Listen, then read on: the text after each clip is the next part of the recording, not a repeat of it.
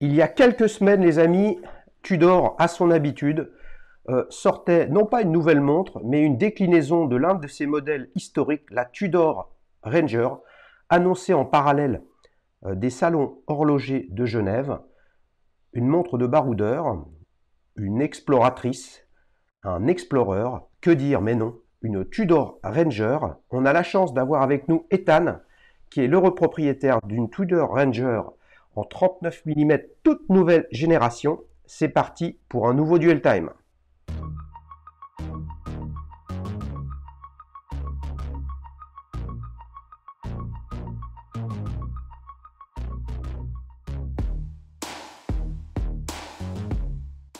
Salut Ethan, Salut, ça va?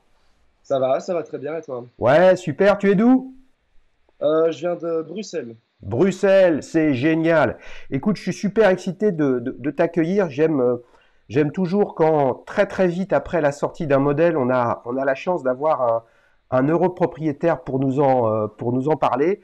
Bah, comme d'habitude, hein, vous connaissez la chanson, les amis. Ethan nous a envoyé des photos. Là, j'en ai une superbe avec le magnifique soleil bien connu de Bruxelles. J'ai l'impression que tu es en vélo dessus. C'est Raconte-nous ça, Raconte-nous un c'est petit peu qu'on a- comment tu l'as acheté, pourquoi et quelle était ton idée.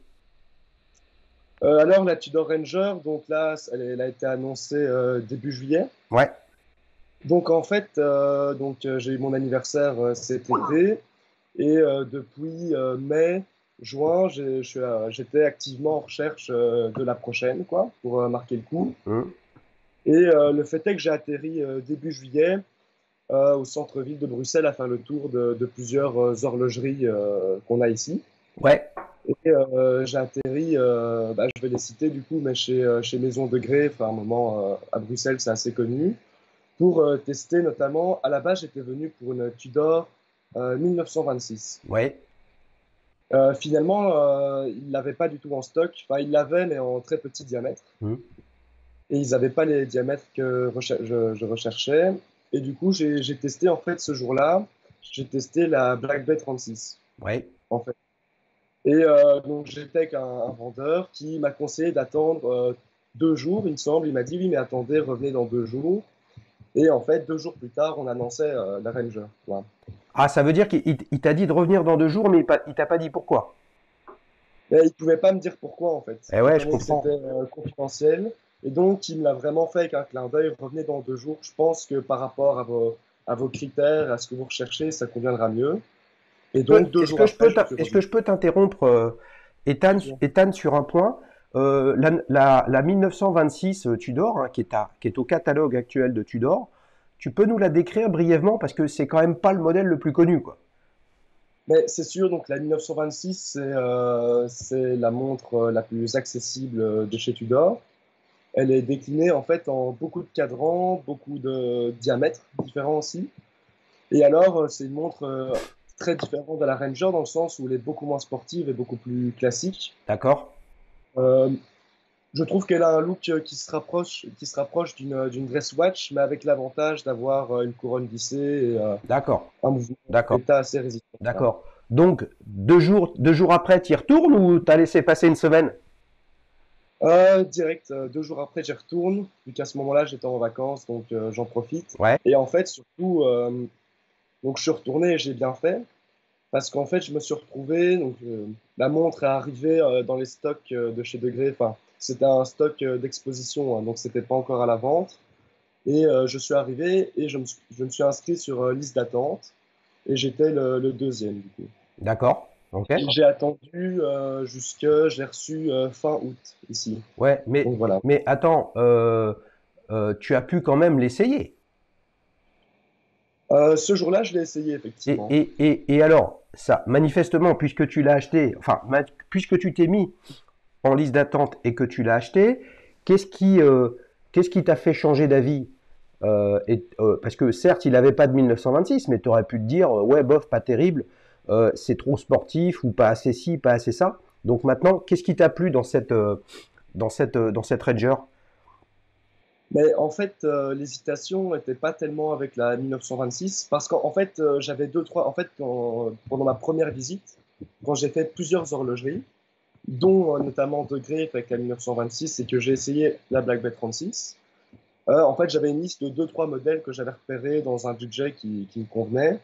Et le fait est qu'à 1926, je sentais bien qu'elle n'allait pas me convenir. C'est-à-dire que j'avais entre guillemets, un cahier des charges.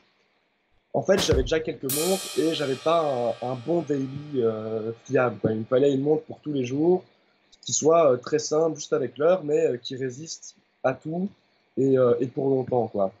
Et pour moi, une 1926 n'était pas assez sportive, du moins par rapport à mon mode de vie actuel, que pour être une montre de tous les jours, quoi.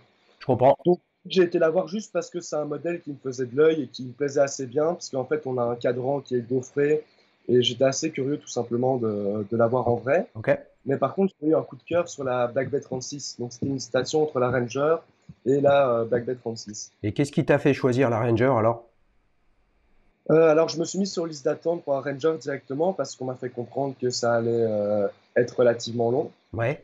Et en fait, ça a été une longue hésitation, hein, vraiment pendant jusqu'au mois d'août. J'ai vraiment eu des moments où j'hésitais encore, quoi. J'étais prêt, limite, à appeler mon AD pour changer de liste, Ouais. parce qu'il fallait aussi une autre liste pour la Black Bay 36. Ouais. Parce qu'attends, non, attends, il y a un truc là. Une Black Mhm. Bay 36, c'est en liste d'attente. En tout cas, là où j'étais, ils en avaient plus de stock. Donc, c'était pas une liste d'attente comme la Ranger, mais ils avaient plus de stock. D'accord, ok. Ok, donc là, les amis, nous sommes le 22 septembre. Donc là, tu nous dis au mois d'août. Donc tu l'as récupéré quand cette montre? Le 28 août, Le 28 août. Donc ça fait 3 semaines que tu l'as. c'est ça, voilà. Tu t'étais mis en liste d'attente quand? Je m'étais mis, il me semble, le 4 ou le 6 juillet. Ouais, d'accord. Donc c'est 6 semaines, quoi. Ouais, quand même, Ouais, voilà. ouais, c'est pas, je sais pas si c'est long ou pas. On pourrait se dire ça devrait être instantané, hein, mais ça ne l'est pas. Mais 6 semaines, c'est quand même pas très long. Non, ça va. Ben, en fait, ce qu'il y a, c'est que moi, c'est vraiment donc c'est ma première montre, entre guillemets, premium ou de luxe. Ça dépend comment on fait sa hiérarchie, quoi. Ouais. Mais moi, c'est la première fois que je rentre. En fait, déjà, c'est la première fois que je vais chez un AD. Alors, ça peut paraître un peu bête, j'ai acheté quand même allez, pas mal de montres et j'ai toujours acheté en ligne pour trouver des bonnes affaires. Ouais. Et c'est la première fois que je fais vraiment toute cette démarche. Du coup, c'est la première fois que je découvre ce sentiment d'impatience, vraiment d'attendre 6 semaines. Mhm. Donc voilà, on sait bien qu'il y a des modèles aujourd'hui, il faut beaucoup plus de temps, mais c'est vrai que pour moi, c'était une première, quoi. Donc voilà. Ah bah c'est intéressant. Et quand tu as acheté en ligne, tu as acheté neuf ou d'occasion?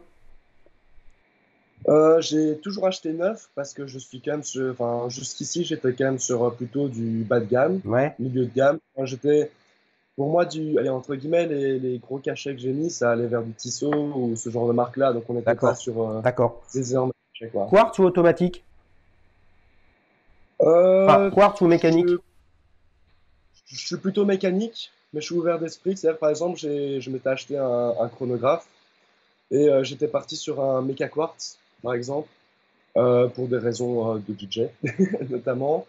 Mais c'est pas un frein. J'ai deux G-Shock que je porte beaucoup, Super, ouais. notamment dans mon job étudiant et tout ça. Donc, mais de base, oui, beaucoup, enfin, plutôt automatique, enfin, mécanique. Ouais. Mais c'est un peu conceptuellement, on va pas se faire d'un truc trop capillotracté, les amis, mais euh, la G-Shock et la Ranger, en tout cas, sont positionnés comme deux délits indestructibles. On va pas se leurrer, la G-Shock, elle est bien plus indestructible que ta Ranger, mais c'est le même concept. Mais non, c'est sûr. Mais je trouve la Ranger quand même beaucoup plus versatile. C'est-à-dire que je trouve qu'elle se porte. C'est pas une montre qui est destinée à ça, mais je trouve qu'elle va moins choquer avec un polo ou avec une chemise.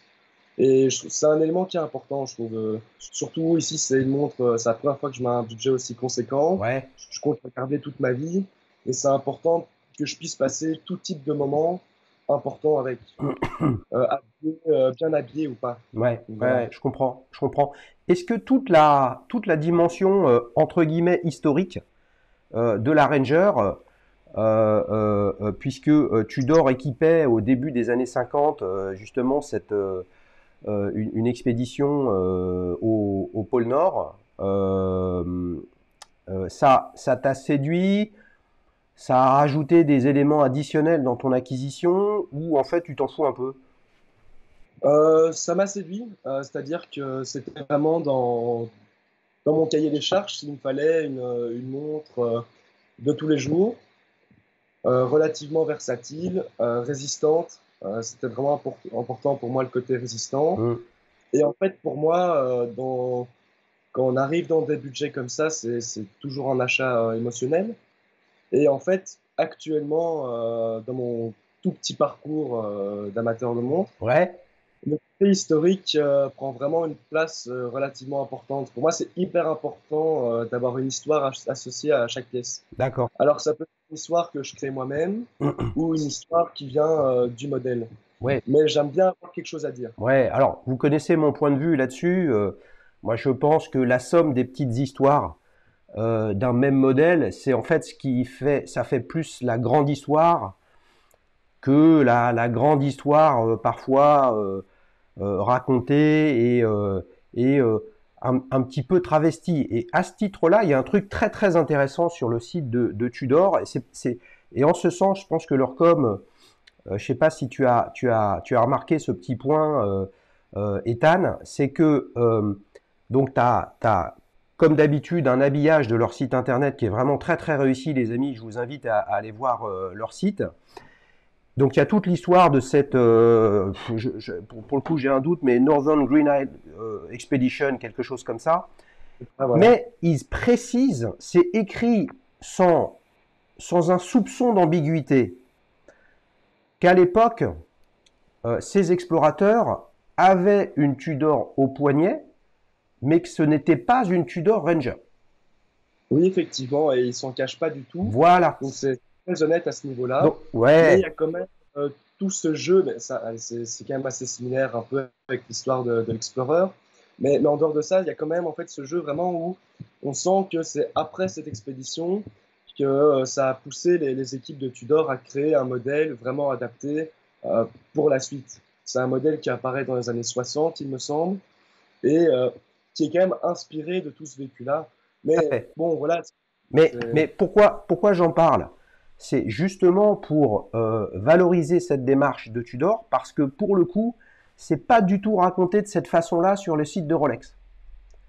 Sur le site de oui, Rolex, il n'y a ça, pas de mention de est-ce que Torgan et Edmund en haut de l'Everest, ils l'avaient ou non cette Rolex Explorer. C'est pas, c'est, on devine qu'ils ne l'avaient pas, qu'ils en avaient une autre d'ailleurs. Ils avaient une autre Rolex et puis aussi une autre marque de montre. Ça, c'est bien connu. Alors que là, sur le site de Tudor, c'est clair.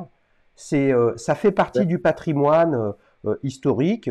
Cette marque, à l'époque, fournissait des montres. Il fallait qu'elles soient particulièrement fiables, notamment sur un point, sur la résistance du spiral et puis la qualité des huiles, parce que le froid est quand même l'un des ennemis des huiles, et puis le magnétisme au pôle Nord, l'un des, si ce n'est le plus gros ennemi d'un spiral.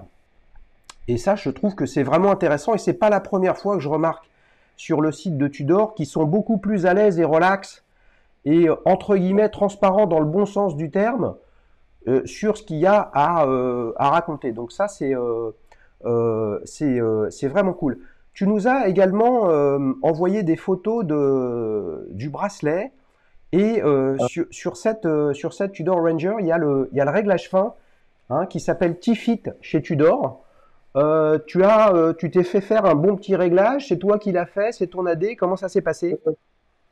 donc, juste pour revenir tout à l'heure, tu me parlais qu'est-ce qui m'a fait craquer entre la Black B36 et la Ranger. Et clairement, le T-Fit était avec le mouvement, c'était les deux éléments qui avaient le T-Fit, le mouvement et le Versaphire bombé. C'était les trois éléments importants c'était un coup de cœur immédiat. Mais donc, pour revenir sur le T-Fit, comment ça s'est passé? Donc, quand j'ai acheté ma montre, il y a l'expert horloger de mon AD qui est venu pour me faire un réglage du bracelet, etc. Et en fait, on a réglé pour que je puisse régler encore sur Fit un peu plus ou un peu moins, et que je puisse me mettre à l'aise en fonction de qu'il fasse chaud ou pas, et que je puisse vraiment me mettre bien avec cette montre. Et c'est clair que c'est une montre qui fit parfaitement au poignet, Ouais, ce qu'on n'a pas avec plein d'autres montres ouais, sans réglage. ouais. Tu voulais absolument la prendre en, tu voulais absolument la prendre en, avec le Bracelet cadran métal. acier, avec le bracelet acier? Oui, je suis un grand fan de bracelet acier. Je porte quasiment que ça. Hmm. Pour moi, je sais pas, juste c'est une question de confort. Moi, j'aime énormément les bracelets acier. Je trouve ça, d'un point de vue esthétique, ça me plaît aussi beaucoup plus. Et il y a une question aussi très utilitaire, quoi. C'est-à-dire qu'un bracelet acier, on peut aller dans l'eau. La transpiration, c'est pas un souci. Moi, je fais tous mes déplacements à vélo. Donc, je me prends la pluie, la transpiration. Et donc, c'est important pour moi. Ça reste une montre qui doit qui vit avec moi, quoi. Hmm. Hmm. Et un bracelet en métal, je trouve qu'il n'y a rien de mieux pour vivre avec. Et ne serait-ce qu'avec le temps, toutes les petites griffes, ça crée aussi toutes des micro-histoires, quoi. Et ça, c'est assez chouette aussi. Eh ben c'est bon tout ça. Ethan, quel est pour toi le petit adjectif qui caractérise le mieux cette montre, même si tu l'as que depuis 3 semaines, hein, ça va, tes émotions, elles vont se bonifier avec le temps. Euh, alors, un adjectif en un mot, ce serait Un adjectif, pas un barbeux. mot, un adjectif. Moi, je trouve que c'est un bon compagnon de vie, quoi. Ouais, C'est comme ça que je la vois. Vraiment dans le sens où, pour moi, c'est une montre où je sais bien que je pourrais porter que celle-là, qu'elle va convenir pour tout. Elle est très résistante, elle a un mouvement qui est quand même intéressant, elle a un design qui personnellement me plaît beaucoup, de l'histoire. Pour moi, elle coche tous les critères ouais. d'une super montre pour du long terme, quoi. Ouais, bah, en tout cas, merci beaucoup pour la qualité de la description de effectivement de cet achat, comment tu l'as fait, etc. Les amis, vous le savez, prochainement, je vais lancer la plateforme Daily Shoes, qui sera la première plateforme d'avis client sur les montres, un peu comme un TripAdvisor des montres, hein. Un amateur, en l'occurrence Ethan, partage son avis sur sa montre et puis permet aux autres de la découvrir, permet à tout un chacun de confronter les avis parce que d'autres possesseurs de Ranger pourront également déposer un avis dessus. On retrouvera ton avis sur la plateforme, Ethan. Bien évidemment, Tu nous bien mettras des évidemment. belles photos. Ce sera très sympa. Puis vous, les amis, si vous avez une Tudor Ranger ou alors une autre Tudor, ou alors en fait n'importe quelle autre montre, vous pourrez sur la plateforme déposer des avis sur plus de 1000 marques qui sont soit toujours en activité, soit qui ne le sont plus, mais vous avez une montre à votre poignet et l'objectif, bah, comme sur TripAdvisor, c'est de donner la parole aux clients avec leur sincérité et leur émotion.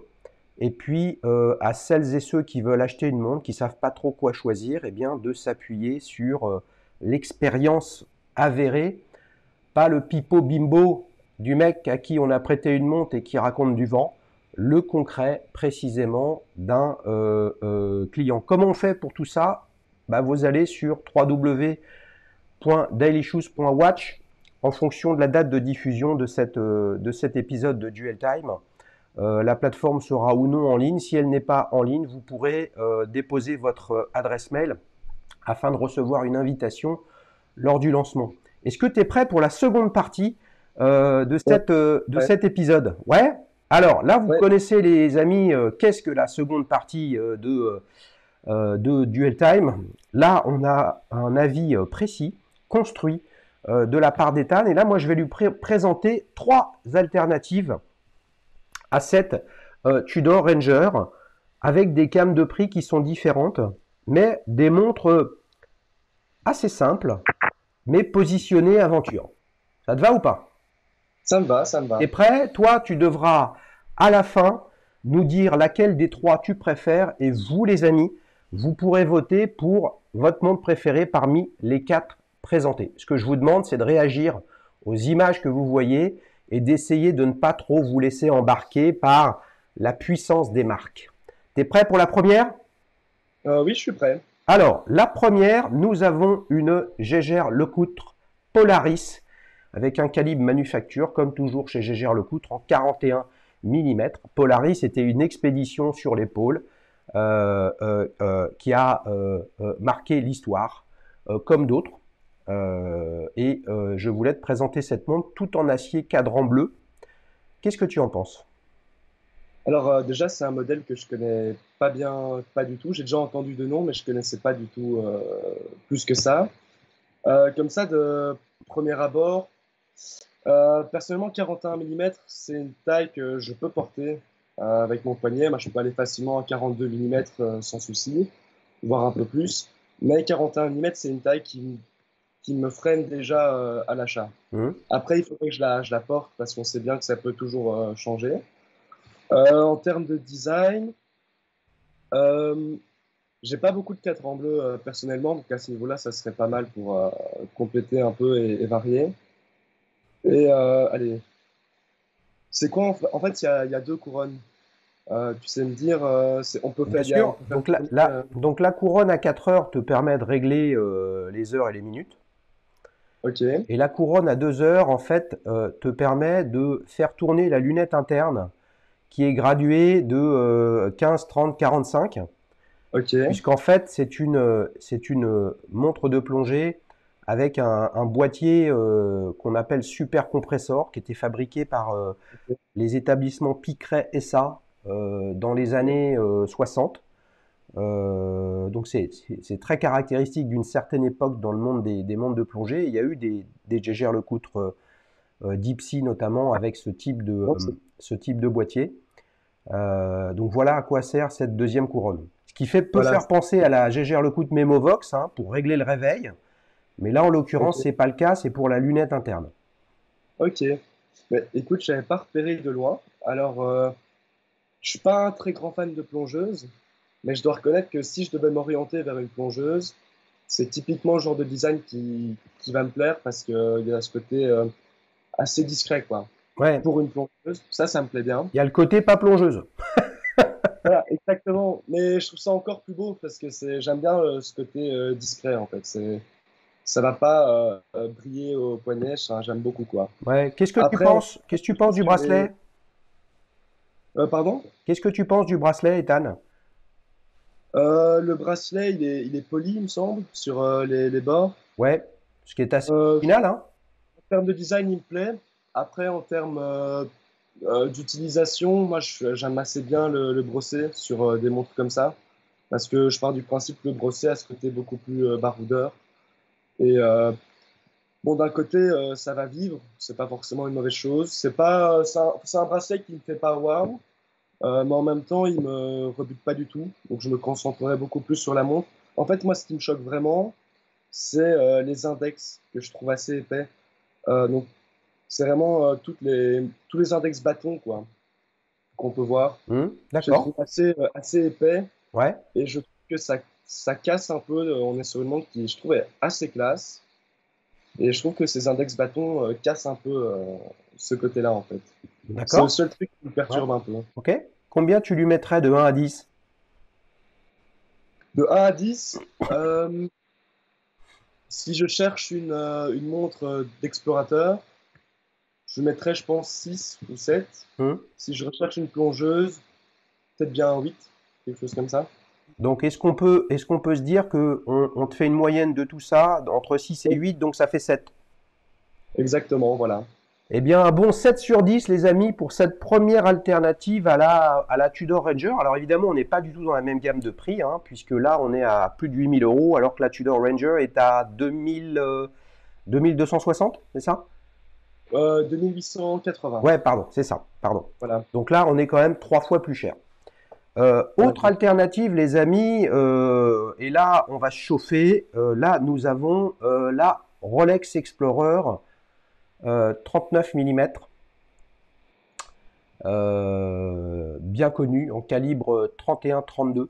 Je t'ai pas mis la 36, je t'ai mis la 39 parce que c'est le même format que la tienne. Effectivement. Euh, Bah, je ne vais pas mentir, Explorer, c'est clairement un modèle qui me plaît beaucoup. Après, ça a été dans mes recherches sur la Ranger, on la compare énormément à l'Explorer et on a des commentaires typiques. La Ranger, c'est l'Explorer du pauvre. Et moi, je suis pas d'accord avec ça. J'ai pas acheté une Ranger à la place de l'Explorer. C'est plutôt des montres que je vois côte à côte dans une collection et pas l'une à la place de l'autre. Ouais, Pour mais moi, on est est-ce sur que le même. tu dis, est-ce que tu dis ça, est-ce que tu dis pas ça, je te taquine, hein, justement parce que Mhm. t'as pas d'Explorer. Mais en fait, déjà, si je devais prendre une Explorer, pour être honnête avec toi, je partirais sur la 36. Ouais. Et donc, j'aurais deux pièces différentes. Mm. Ou, je sais pas. C'est possible, si j'avais une Explorer, mon avis serait différent. Ça, j'ai pas d'Explorer, donc je peux pas le garantir non plus. Mais pour moi, c'est des pièces qui restent quand même assez différentes parce que sur la Ranger, on est vraiment sur, à peu de choses près, on est que sur de l'acier brossé, quoi. Donc c'est quand même un parti pris en termes de design qui est particulier. On est sur un cadran, on est des index qui sont peints et non appliqués. Et donc on a plein d'éléments de design, y compris le verre bombé, qui fait qu'on est finalement sur des designs qui diffèrent pas mal, quoi. Mm. Avec plein de petits éléments, tout se joue dans le détail, mais on n'est pas du tout sur les mêmes éléments de design. Mm. Euh, mais l'Explorer 39 mm, c'est une montre qui ne fait pas beaucoup d'effet. J'avoue que la 36 me plaît énormément, surtout certains modèles vintage. Là, vraiment, ça me plaît énormément. La 39, je sais pas. Ici, si je compare, par exemple, l'Explorer 39 et ma Ranger, ça dépendrait clairement de mes budgets, mais surtout aussi de mon utilisation, en fait. J'irai au bureau. Donc là, je suis étudiant et je bouge pas mal. Donc Ouais. là, il me faut une baroudeuse, il faut une Ouais. montre qui résiste à Ouais. tout. La Ranger, pour moi, est une meilleure montre-outil à ce niveau-là. Ouais. Mais L'Explorer, c'est mieux qu'un costume, je ouais. trouve. Alors, je suis désolé, les amis, j'ai pas de tête. Quelle est l'étanchéité, par exemple, d'une Explorer? Ta Tudor Ranger, elle n'est étanche qu'à 100 mètres, ce qui est quand même un peu limite pour sachant que étanche à 100 mètres, c'est pas 100 mètres, hein, ça va Oui. pour nager dans l'eau, hein, ça va pas plus loin. Mais moi, ce que j'ai envie de dire simplement, c'est que je l'ai fait exprès de la mettre, hein, cette Rolex Explorer, hein, pour tous les amis et les copains Rolex fans. Vous savez que moi, je cherche pas à convaincre qui que ce soit, je cherche pas à avoir raison ou quoi que ce soit. Franchement, il y a esthétiquement, euh, il y a en termes de fabrication, on est à 0,001% de différence entre ces deux montres. Par contre, l'imaginaire, la signification d'une Tudor ou d'une Rolex et d'une Tudor, peu importe dans quel sens on le met, c'est ce qui fait la différence. Mais sinon, esthétiquement, je veux dire, une Ranger et une Explorer, on se souvient, je ne sais pas si tu l'avais vu, Ethan, de Geoffrey, qui avait présenté une Tudor Ranger en 32 mm dans un Street Watch. C'était un boîtier Rolex, c'était une couronne vissée, c'était une Rolex badgée Tudor avec un calibre ETA. C'est sûr, Voilà. hein. Ce que fait Tudor, enfin ce que fait Rolex avec Tudor, eh ben ils viennent raconter plus tardivement l'histoire de la Tudor Ranger.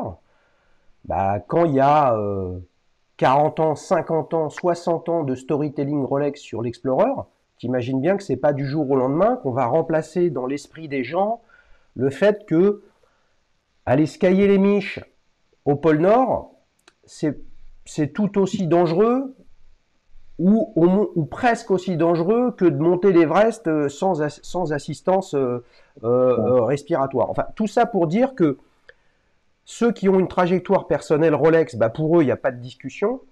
Toi, ta trajectoire, c'est pas une trajectoire historique avec Rolex. Donc là, tu es rentré chez Tudor. Donc de fait, pour toi, mais attendez, quelle est la différence? Donc ça se joue sur des petits éléments esthétiques, la forme de l'aiguille des heures, et ainsi de suite. Là où je te rejoins, c'est qu'effectivement, et on avait un gros plan tout à l'heure, je le remontre à nouveau, des finitions brossées sur ta Ranger.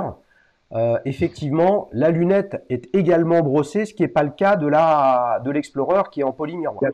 a un petit détail quand même sur la lunette de la Ranger, on ne voit peut-être pas bien sur les photos, mais en fait, entre la lunette et le boîtier, on a une très fine ligne qui est polie.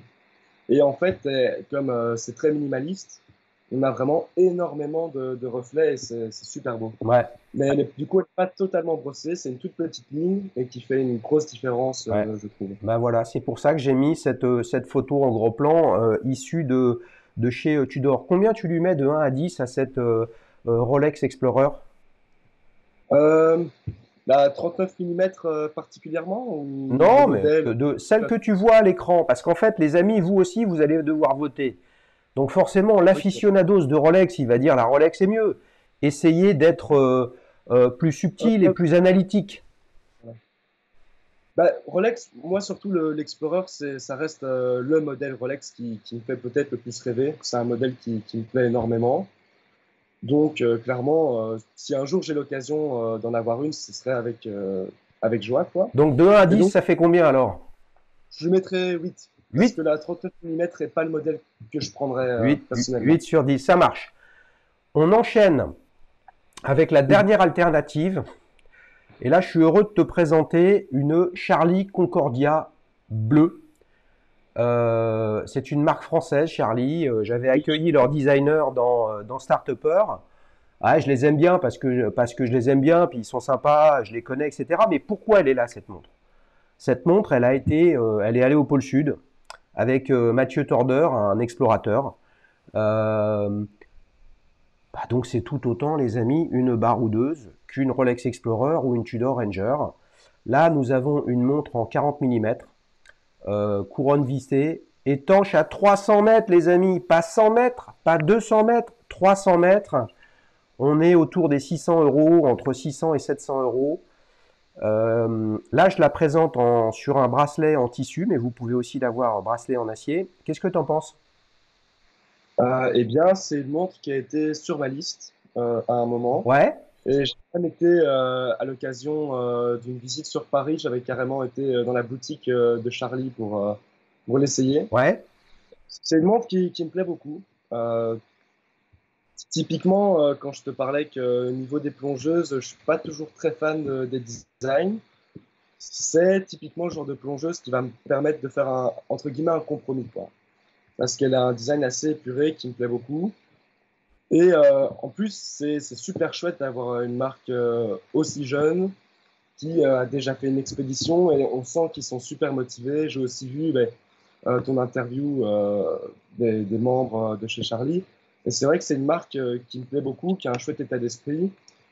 Et j'ai l'impression qu'ils se donnent pour nous donner des bonnes montres avec des bons tarifs. Et ça, c'est un truc qui me touche aussi. Et la Concordia, particulièrement, c'est un modèle qui me plaît beaucoup, Mais effectivement. qu'est-ce qui fait pour le coup que t'es pas allé sur une Concordia versus être allé sur une Tudor Ranger?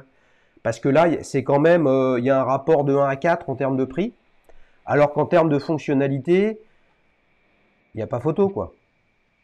En fait, moi, j'ai commencé à mes 18 ans, j'ai reçu une montre suisse. Et c'est bête, mais dans mon imaginaire personnel, j'ai vraiment un attachement aux montres suisses. Et je sais pas pourquoi, à force de me renseigner sur Internet, j'ai vu plus souvent des mauvais retours chez les marques françaises, y compris Charlie Paris ou Baltic ou des marques françaises, quoi. Et en fait, il y a ce problème de contrôle qualité qui, je trouve, manque chez ces maisons-là encore, peut-être par souci de jeunesse. Ouais. Et, et c'est clair que ici, donc, c'était une montre, la Tudor, c'était la montre de mes 20 ans, et je voulais clairement acheter du rêve.